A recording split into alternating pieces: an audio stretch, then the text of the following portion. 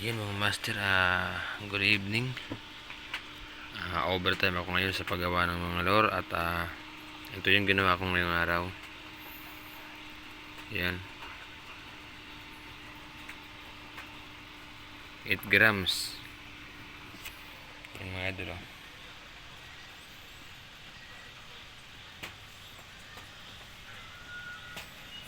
Yan yung ginawa ko ngayon. Tsaka ito pa gagawin ko. Yan marami pa yan. Ito mga green.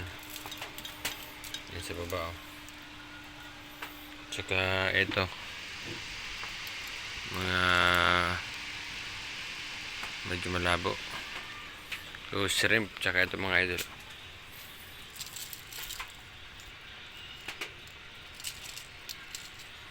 Ito pa yung iba. Yan marami pa yan. Ginagawa ko ngayon para bukas may pakunan ng ganito. At may deliver ko na sa mga nag-order. Yan kanya-kanya yan kanya-kanyang order yan.